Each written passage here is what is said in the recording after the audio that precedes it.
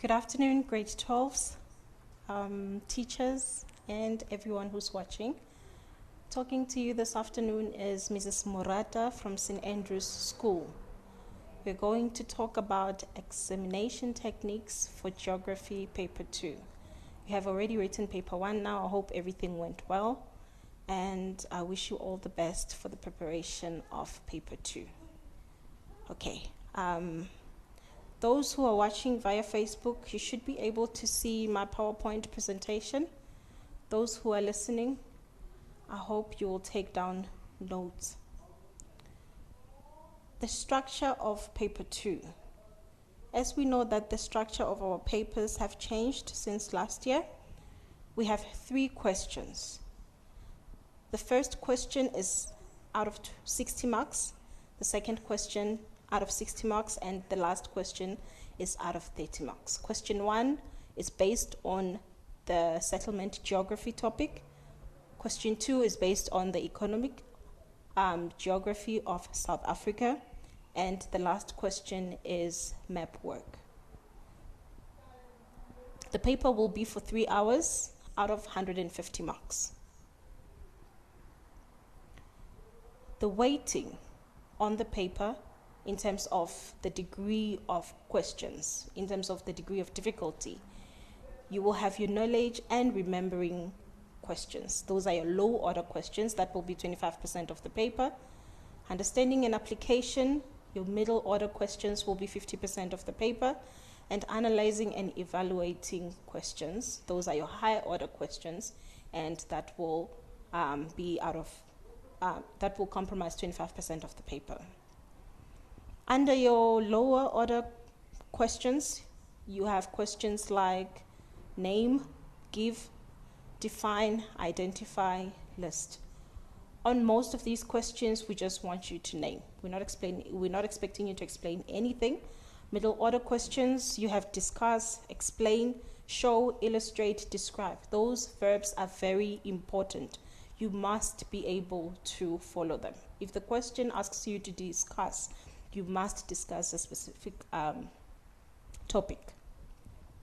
High order questions, that's when you evaluate, you justify, predict, assess, construct, and argue a specific point. Here, these type of questions must be answered using full sentences. There's a table here for you that shows you what does this mean. When we say name or give something. That just simply means you just state something without explaining yourself, without discussing anything. So you probably will have one-word answers. For your discussions, we are expecting you to write down those answers in full sentences. In that way, it's easy for your sentences to make sense, and it's easy for you to remember to qualify your answers. Because most of the time when you use point form, you tend to not qualify your answers. Also for describe and explain, we are expecting you to write everything down in full sentences. There are a couple of examples at the bottom of the table. Name 3 factors that favor industrial development in the PWV industrial areas. It's a 1-by-1 question. When I say 1-by-1, you will see now when I show you the question paper from last year, your marks are given in terms of multiplication. So 1 fact times 1 simply means that you get 1 mark for that specific fact. 1 times 2, you get 2 marks for 1 fact. 2 times 2, you get 2 marks for each fact. So it simply means you must give 2 facts and you'll get 2 marks for each. Okay, the second example for discussing will be discuss 3 factors that favor industrial development in the PWV. So just naming the factors here will not help you. Also, just saying that high rainfall isn't going to help as well. It's very important for you to state, if we wanted to talk about maybe transport, you will mention transport routes and explain how this will be favorable to the PWV industrial area. So everything must be done in full sentences. Okay, we've got 3 types of questions. We've got the short questions. We've got data response questions, and we've got the paragraph questions. The short questions are the easy ones. You know, those ones you must choose the correct answer from the brackets. So we give you a list of answers and you have to choose from there. Refer to the diagram and choose. Maybe you have, let's say, a diagram showing your industrial regions, and you've got different industrial regions with different letters, and you have to write down a letter for an industrial region that goes with that specific description that you will have. A table, match column A with B.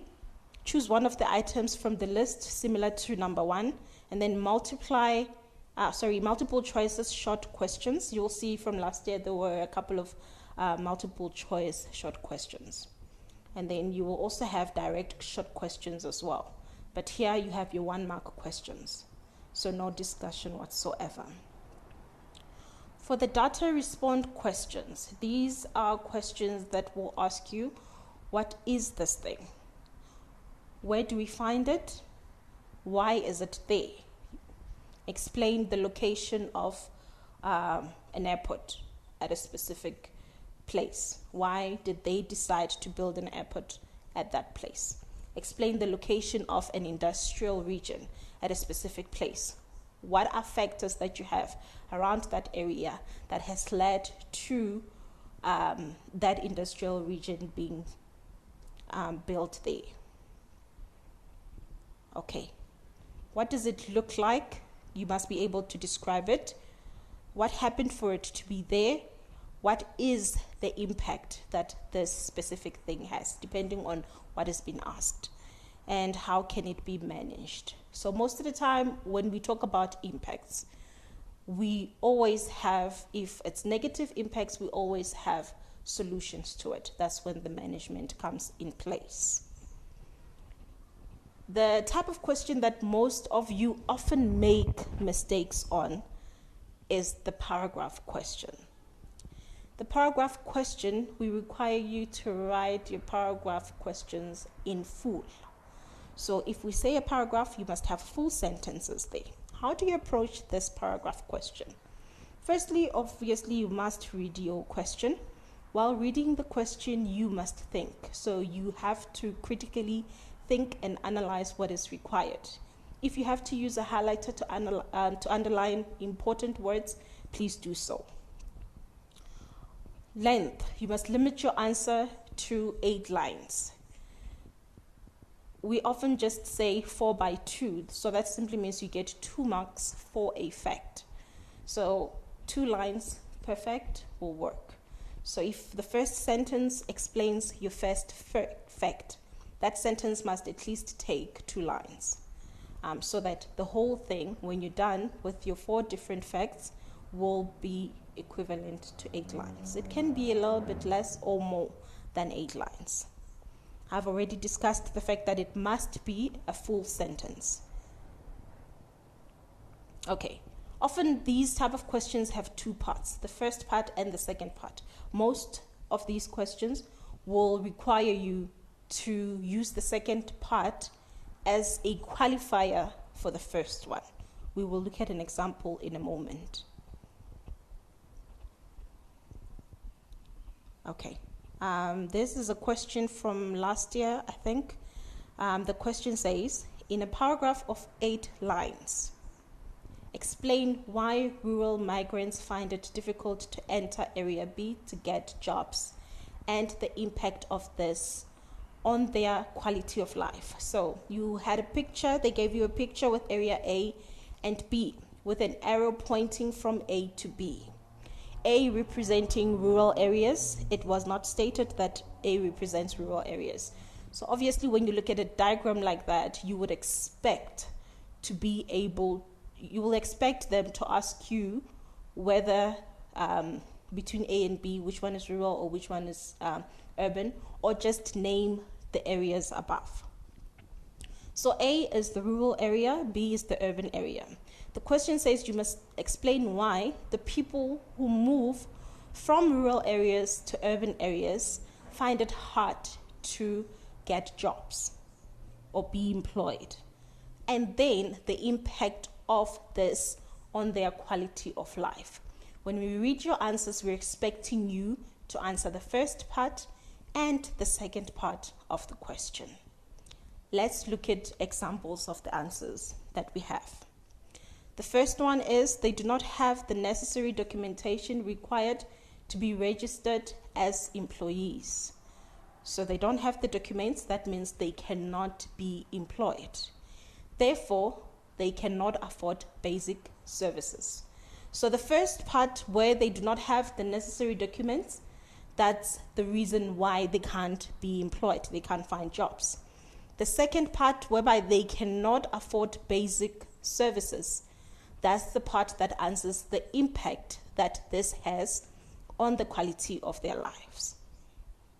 I hope that makes sense.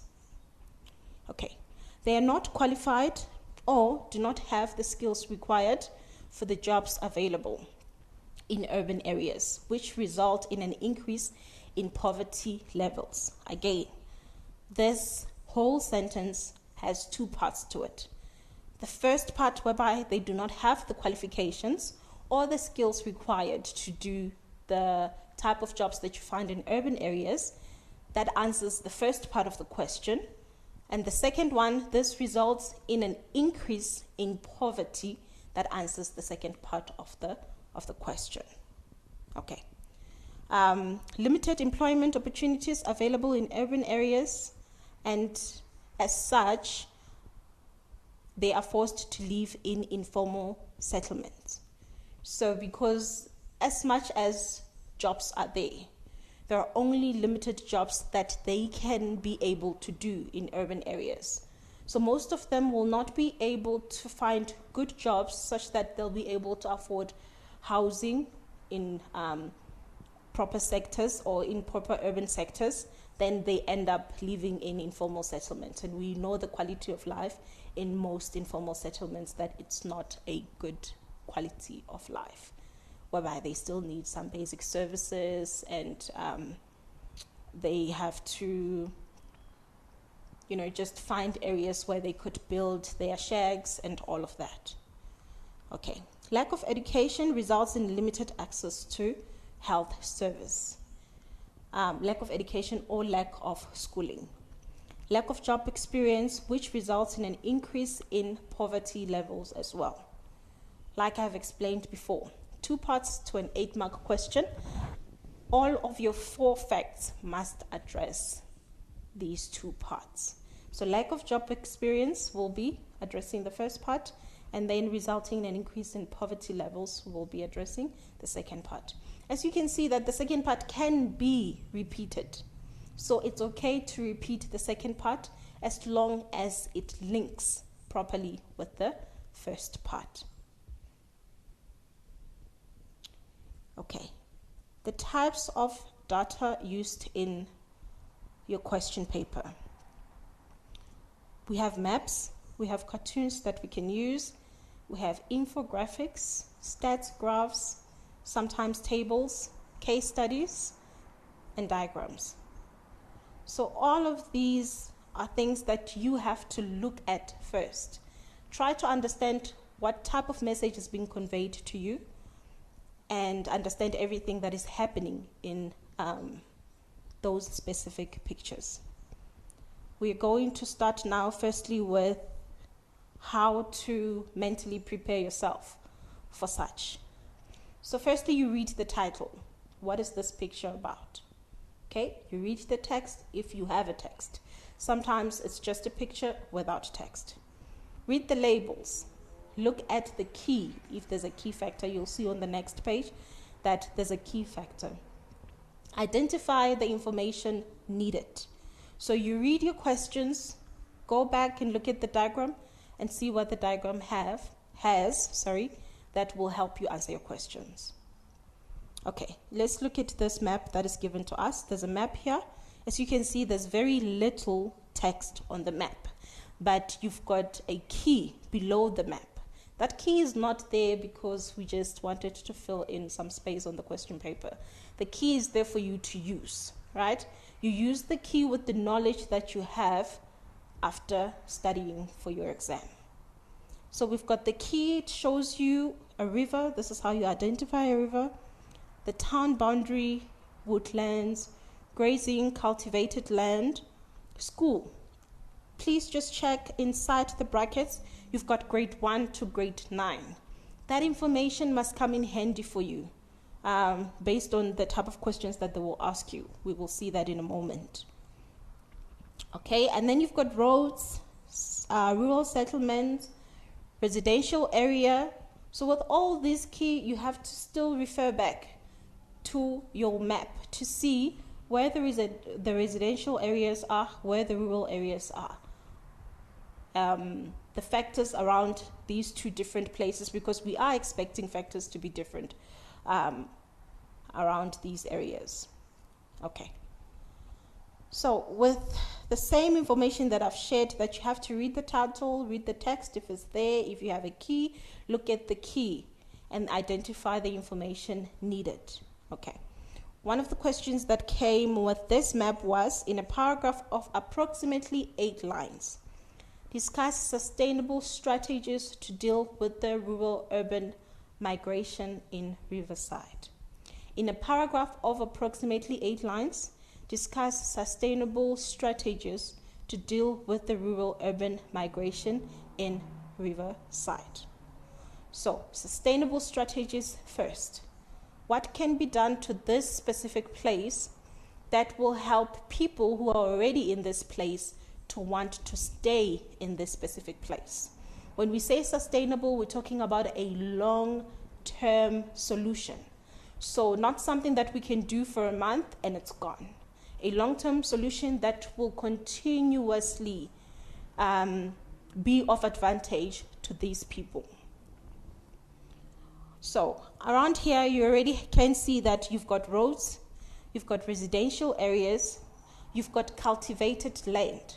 So there are a lot of factors that you can use as positive factors to say that if you educate the people living in this area, maybe for an example, on better farming practices, they'll be able to produce more. And they'll be able to sell and create more employment for the people in that area. You've got roads. That simply means that people will be able to reach this town. Tourism can come into place. You come up with certain events that will help this town to make more money for itself. So those events can be held every year to help the people in that town make more money so that their town can be more developed. Okay. The second example of the type of data that you can get is a case study. Grade 12 is very important for you to remember that with a case study, if we want you to quote, we will ask you to quote. Most of you often take answers as they are, answers from the case study. So you basically just check, okay, they're asking me about factors. What is close to factors on the case study? And you just repeat the whole paragraph. You're not going to receive marks if it's like that. You still use the knowledge that you have. For an example, this case study is about food security. You still use the knowledge that you have acquired throughout the year on food security. You use that to answer the questions. Unless the question says, straight from the abstract, please give us the definition of, or give us the reason why 1, 2, 3 happens. Let's just look at the questions that we had for this one. For the lower order questions based on the case study, the question says, write down the definition of food security as found in paragraph 1. So they are asking you to go back to the case study, go to paragraph 1 and read. The ability of many Africans to access sufficient, safe, and nutritious food to meet their daily dietary needs. That's it. That's the definition as it is on the case study. So basically that question is asking you to take the definition from the case study and write it down. You will get your mark. This is a low order question, 1 mark. The middle order question, Africans can easily be pushed into food insecurity because of many factors. Let's go back to the case study and look at that part. It says, Africans are easily pushed into food security because of many factors. The question here is, discuss 3 of these factors. As you can see from the case study, those factors are not 100% clear. Though some of them are being mentioned, but they did not say these are the 3 factors that lead Africans into food security. Okay, so you have to read and understand what are these factors. These factors can be things like your natural disaster, your COVID-19 pandemics. A lot of people lost their jobs there, but you don't just name them. Going back to the question, it says discuss 3 of these factors. So you have to discuss them. If you're going to say natural disasters, what is it that natural disasters do such that people are now unable to have enough food? Sufficient, safe, and nutritious food for themselves. So you state the factor and you discuss what is it that this factor is doing negatively, such that people are unable to have access to safe and nutritious food. Let's look at the 8-mark question for this case study. It says, in a paragraph of approximately 8 lines, complete paragraph 4 in which you discuss measures on how food security can be protected in South Africa. You have to discuss measures. Measures on what? On how food security can be protected in South Africa. So this case study is clear that it wants you to discuss measures of what? Of protecting food security where? In South Africa. So these are the keywords that you need to take note of every time when you read your questions and be able to answer accordingly. Okay, another form of data question that we can get is using graphs. You can have graphs or tables with numbers. You will always have a caption. They'll give you the caption, and then they will give you also the information on what is represented by this graph or table. So when you look at the example that we have there, we have the questions are based on the graph regarding the contribution of services to the GDP of South Africa. Okay, so you've got different years that are given there and also the percentages. The questions will be asked based on the graph. Questions like, what type of graph is this? So you should be able to say that is a bar graph. What information is shown on the graph? The title will help you with this. The trends, is it increasing? Is it decreasing? What's the relationship between the contribution and the services? You give the relationship. Reading values from the graph. What was the percentage in 2010? You can go straight to the graph and say the percentage in 2010 was just above 25%, so 26% will take. But we will definitely not take 25% because we can see that that bar is above 25%. So when you read your data, you must read it like that as well. Okay, any predictions? That also has to do with the trends.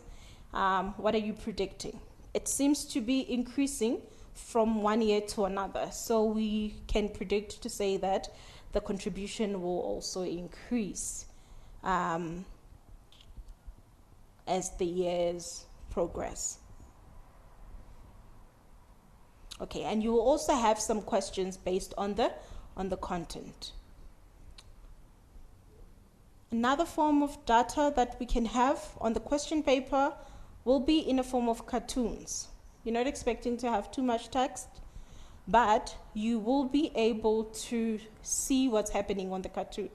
So you look at the cartoon, you see you've got a chicken there, a small one and a big one, and a man in between the two. So then you'll be able to see cheap imports. I want a nice, clean, fair fight. and then local produce. This simply just comparing the prices of things that we get from other countries and the prices of products that are made from our own country. As we know that other countries, especially more economically developed countries, can bring in their goods at much lower prices. So we, as South African citizens, will tend to buy more of the cheap products than our own local products because they are often expensive. So just by reading that, that's what I came up with. So as you look at your cartoon, you try to see, what is this about? They've told you the role of international trade in economic development. But even without a title, you should be in a position to have an idea of what is being compared here. So you start again by reading the heading. You must read the labels, read the caption, and the types of symbolism. Here they just used chickens. One small, one big. So it just shows how much, in terms of quantity, how much of these imported cheap products we have on our markets, and how much of our locally produced products we have on our markets. The message of the cartoon, that's something that you must also be able to see, and then identify the information needed. The only way that you will know about the information needed is if you go to the questions and read the questions with regards to this cartoon. The last type of data that we can have on our paper is the infographics. Infographics is like a combination of your pictures and graphs and text. So I've spoken about case studies now, I've spoken about cartoons, I've spoken about tables and graphs, the combination of all of that. What do you get from there? You've got a short text that explains what this whole infograph is about. You have an image that may show some of the characteristics of the topic that is being addressed. You'll have a graph that shows the relationship between different factors on that topic. You should be able to get an idea of what the infograph is about from the text. You should be at a position to know the different types of information given. You read the written information first, then look at the other information. So that simply means the main direction will be on your short text. Look for the links between the different types of information. So all of these things are linked together. The short text, the graph, and the picture, even the information below the picture, they are all linked together. So you must find the link between them. Okay, before we go to question 3, I would like us to look at last year's question paper. So on Facebook, you should be able to see the 2021 November question paper. Okay. I hope everything is fine. Firstly, you've got the instructions there. You must be able to please read the instructions and follow them properly. The instructions basically just explained what I have explained to you in terms of the structure of the paper. Now, we spoke about short questions, and I said with short questions you can have a list of words inside the bracket that you have to choose from. For this question, the list is on question 1.2. So you see, the question says choose one term or concept for each of the descriptions on the classification of settlements. So they give you a list of words inside a box, and all those words, one of them would link to one of the descriptions given below. The other type of short question that you have here is the multiple choice short question. So you have to choose A, B, C, or D depending on what the correct answer is. So you have a description there for you, and you have to link that with one of the answers. So the first question says, the relative location of one place with respect to another place is referred to as A, a stand, B, relative distance, C, location, D, exact location. And the answer for this one is C, which is location. On your answer sheet, you only write 1.1.1, and next to that 1.1.1, you write letter C. That's the instruction. So the instruction that they gave you, you must follow as it is. So you write the letter, not the word. Okay. Question 1.3 is the same question that we discussed for a paragraph question. When you look at question 1.3, it has question 1.3.1, 1.3.2, 1.3.3, and 1.3.4. The level of questioning increases with the questions. So you will start with your low order question, which is for 1 mark. Name an environmental factor that affects the movement of people from A to B. And then the second question, which is 1.3.2, how does rural-urban migration give rise to rural depopulation? That will be your middle order question. And then the third one, what is the negative economic impact of rural-urban migration on settlement A? When you read these questions, it's very important, especially when you do past papers, to notice that there's a slight change that can take place with some of these questions. Let's look at 1.3.3. The question wants you to look at the negative economic impact. It's very specific. It's not just negative impacts, so you can't go around and talk about social impacts or environmental impacts. This specific question wants economic impact. But the same question can also change. So instead of negative, it might be positive. Instead of economic, it might be social. It might be physical. It might be environmental. So it doesn't mean that every time when we talk about rural-urban migration, the impact will only be an economic impact.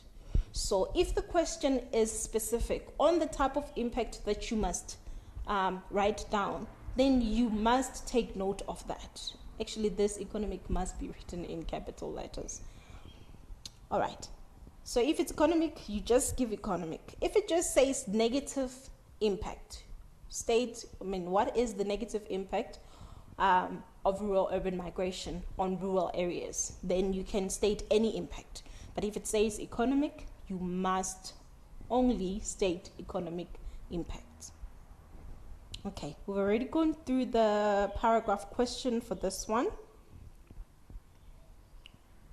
So here you've got a picture that shows two different areas. And then they told you that the picture is showing rural-urban migration. How do we know that it's showing rural-urban migration? We can see this by the arrow. Can you see that the arrow is pointing from A to B? And just look at the characteristics of B, look at the characteristics of A. Knowing the characteristics of both your urban area and your rural area, it should be easy for you to look at this picture and without even thinking, know which one is which. Okay. Question 1.3 referred to the section that shows urban land use zones. We spoke about having a picture with keys. As you can see that you've got a picture here that shows A, it shows B, it shows C. What else do you have here? You've got a line scale. And then you've got the key on the side. The question will follow the first question. We're expecting the first question to be a low order question. The first question just says, identify land zone A. There is land zone A. The second question, how will the declining accessibility to land zone A negatively affect commuters? So here you're focusing only on negative impacts. So when you read your questions, please read the question carefully. If you have to underline the keywords, do that. If you have to underline the verbs, do that. Okay. And then here you have an infographics of informal settlement. Do not confuse informal settlements with informal sector. Informal settlements are what we refer to as legationing gasi. Those are your informal settlements. Informal sector is a sector that is not registered. So where people sell things but they are not formally registered, then we say that they are in informal sector. So it's an economic sector. It's not a place where people live. Informal settlement is a place where people live. It is informal also because it's not a planned settlement. Okay, so you've got all the information, you've got values there, you've got a text that you can read, and also some small drawings that will guide you as well. Unfortunately, the picture that I have in front of me is written in Afrikaans. It's not going to help us much. When you look at the questions, the first one is how many people in South Africa live in shacks? According to their infographic. What are they expecting you to do here?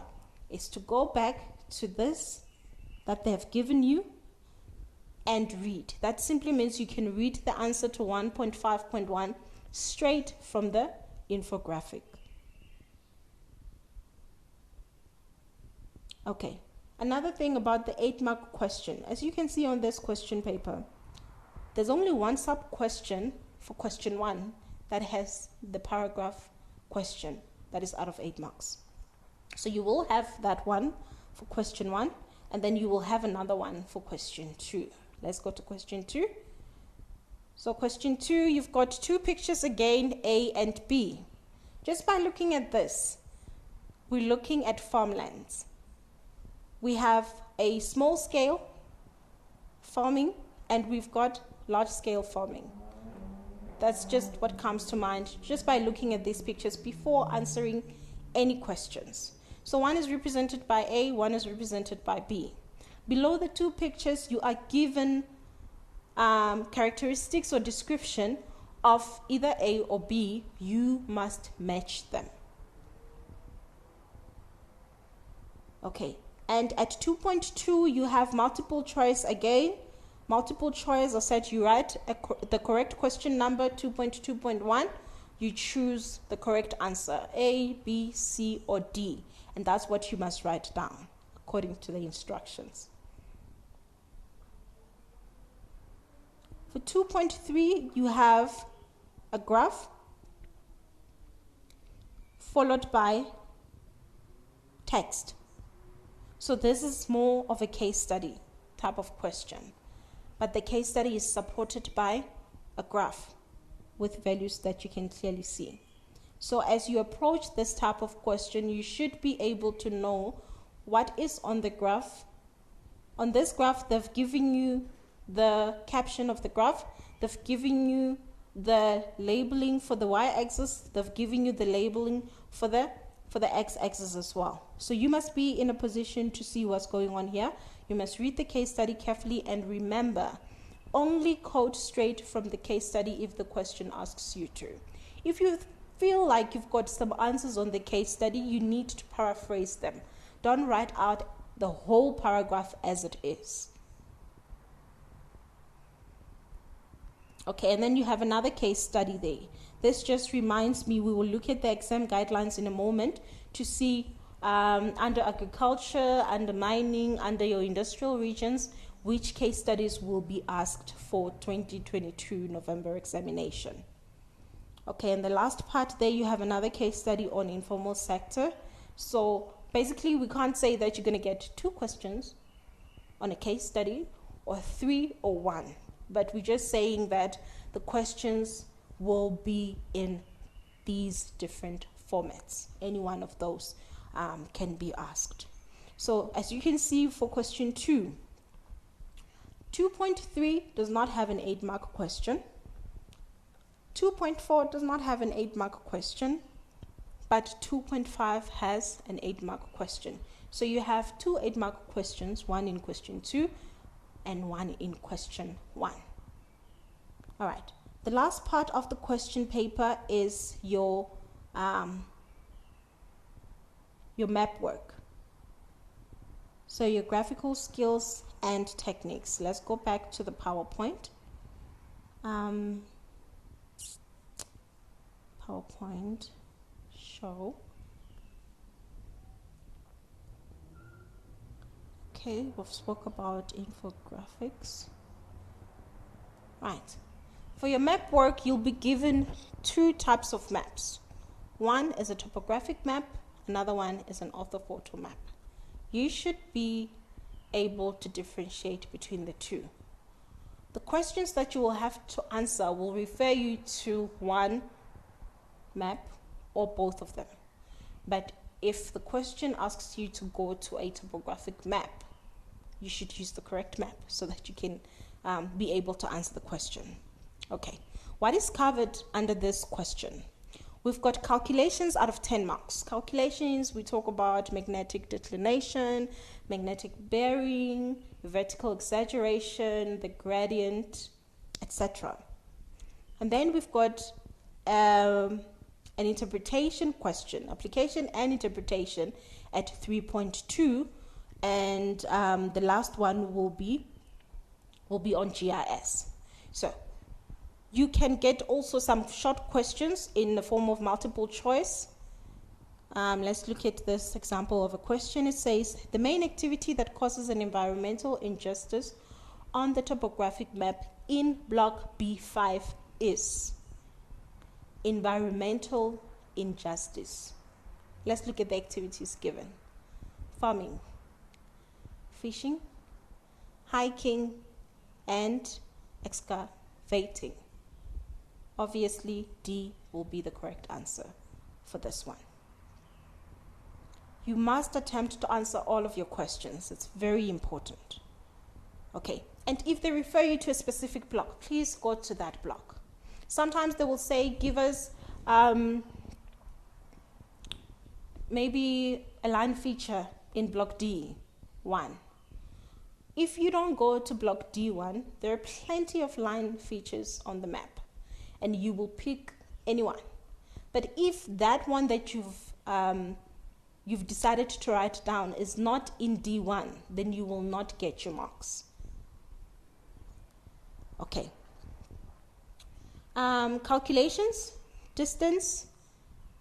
Whereby you take the map distance, the one that you measure with your ruler, you times it by the scale. We know that we have 2 different scales. For your topographic map is 1:50,000, and for your orthophoto is 1:10,000. So you must also remember that. And then you divide by 100,000 if you want to convert your final answer to kilometers. Please be aware that you might be asked to give your final answer in meters, so you must be able to convert between your units of measurements. Area, the answer is in kilometers squared. Just to remind you, you've got length times breadth. You must first convert the length to its actual distance and the breadth to its actual distance before you can multiply them together. You must first convert your length to its actual distance and your breadth to its actual distance before you can multiply them. And then you've got the gradient. The gradient is calculated using the formula vertical interval or height over horizontal distance. Okay. How do you see the height on your topographic map? You've got your trig beacon, you've got your contour lines, you've got your benchmarks, you've got your spot heights. These are the things that you use to determine the height on the topographic map, and you must know that and be able to identify them on your topographic map. And then we've got vertical exaggeration. Vertical exaggeration is the vertical scale over the horizontal scale. When given a cross section, you should still be able to calculate the vertical exaggeration of that specific cross section. If the cross section is not given, you should be able to measure the horizontal distance with your ruler on the map. You should be able to get the horizontal scale from your map, but also be able to use the vertical scale. The vertical scale will always be given. So it simply means you can get the vertical scale from your cross section if they give you the cross section, or it will be stated that the vertical scale is 1 centimeter is equals to 20 meters. The only thing that's very important with this calculation that you must remember is taking that vertical scale as it is, 1 centimeter is equals to 20 meters, you must put it down as a ratio. So it's going to be 1 centimeter is to 20 meters, and then you must convert them to the same unit. Centimeters always work best, and only then you'll be able to do the calculation for vertical exaggeration. Magnetic bearing. When asked for magnetic bearing, you must first calculate magnetic declination. Often you're given steps on how to calculate magnetic declination, but these are the steps that you must also know and be able to put down without any form of assistance. Magnetic bearing is magnetic declination plus true bearing. True bearing is the one that you measure using your mathematical instruments. Okay. Map skills, direction and bearing. The height, we spoke about height and how to determine your height from your different types of maps. Map referencing, very important. Grid reference, cross section. You must also be able to know how to draw a cross section. If you know how to draw it and they don't ask you to draw it, they ask you to interpret it, you'll be in a position to interpret the cross section. Intervisibility, the direction of the river flow. So these are all the things that can be asked under map work. Let's see. Application. One of the application question is, discuss the factors that affect the location of the industries in the specific region. So these factors will include water, the gradient of the area, transport, marketplace, labor, and raw materials. Discuss the factors that affect the location of the industries. When you discuss these factors, you must qualify them always. So you can't just name them. You can't just list them. Raw material. Is it available? Is it not available? So you must discuss it to say that there's an availability of raw materials. Right? Why is this important for industries? We know that industries use raw materials to manufacture goods. So if the raw materials are closer to the industries, that means they'll be saving a whole lot of money based on transport costs. So you must discuss it. Don't just name it. Don't just say there are a lot of raw materials. How does this factor affect this decision? The decision of having an industry in this location. And then lastly, you will have GIS. You have to know your different GIS concepts, be able to define them. You have to be able to see how GIS can be used to solve certain problems. Some problems can be environmental problems, some physical problems, but you should be in a position to say, we can use this process in order to determine this type of information and be able to solve this type of problem using GIS specifically. Okay, let's look at one of the examples on GIS that we had during the May-June 2021 exam. So they give you a maybe refer you to a blog, I think. The following information on the Gay Dam is provided. The location is there, the depth is there. Is the Gay Dam a point, line, or a polygon feature? We know that a dam is a polygon. State whether the following are spatial or attribute data. Spatial data has to do with the location of a specific factor that we're talking about, and then attribute data is the characteristics of what we're talking about. So in this case, we're talking about the dam. The first one is the depth of the dam. The depth of the dam is how deep that dam is. What is that? It's a characteristic of that dam. So this will be your attribute data. The location of the Gay Dam, that will be your spatial data. Okay, before you start preparing yourself and I give you the list of equipments that you need to take with, I would like us to look at the examination guidelines. You should all have your examination guidelines with you. This is like your Bible. This is like the guidance of all the information that you must take in, that you must know, based on different topics that you will be writing on. So paper 2 starts on page 10. At the bottom of page 10, that's where paper 2 starts. So the study of settlements, definitions, that's what you must know. What is a settlement? What is a site? What is a situation? And under rural settlements, you have a lot of things, also the pointers that you have to know. Be able to state how does site and situation affect the location of a rural settlement. Not only for rural settlement, you have to do the same for urban settlements as well. You need to be able to identify the different shapes of rural settlements. These include your round, linear, crossroads, T-shaped. The land use in rural settlements as well, as we have seen with the previous questions that we have attended to. Urban settlements, the origin and development of urban settlements, urbanization of the world population.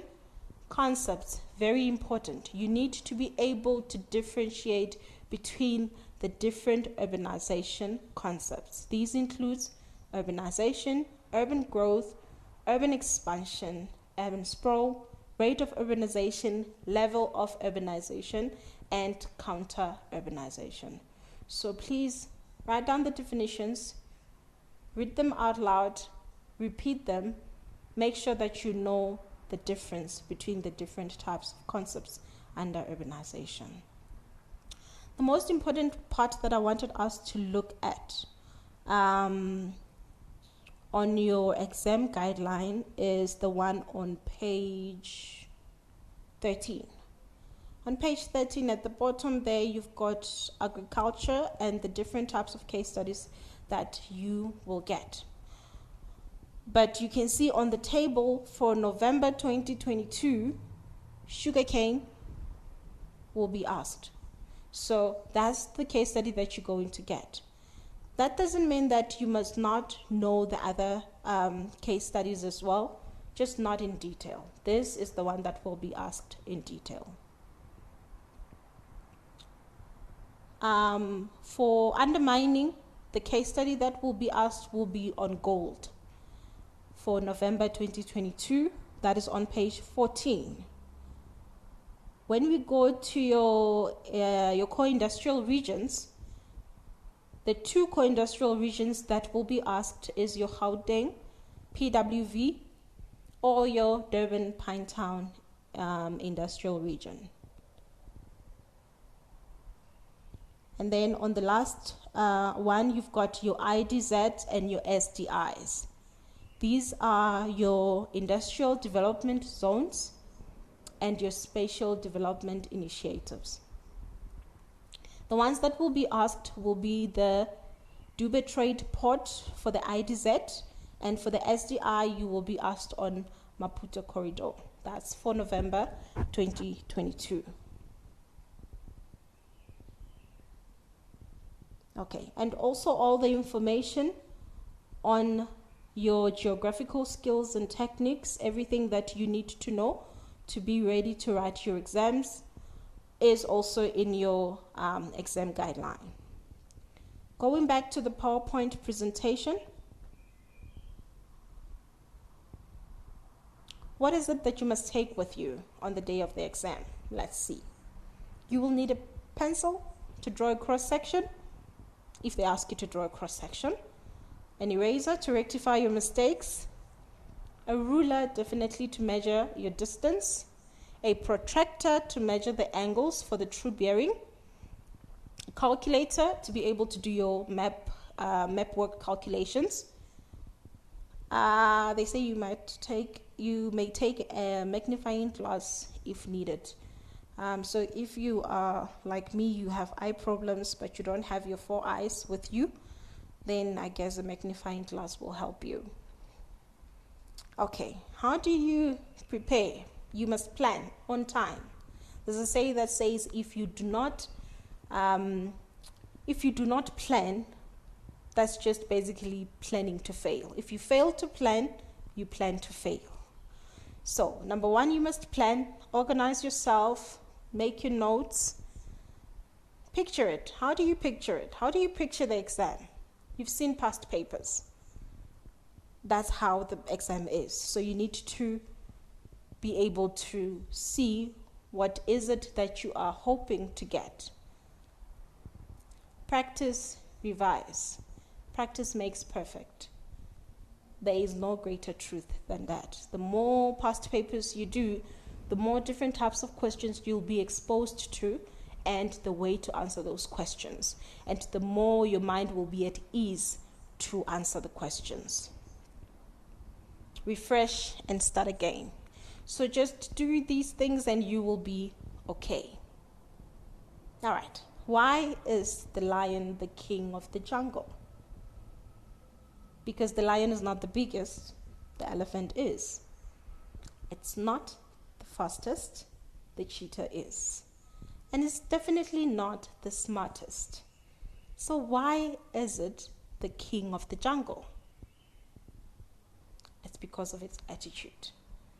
So go in to write your exams with a positive attitude. Put in all the effort, do your best, and let God do the rest.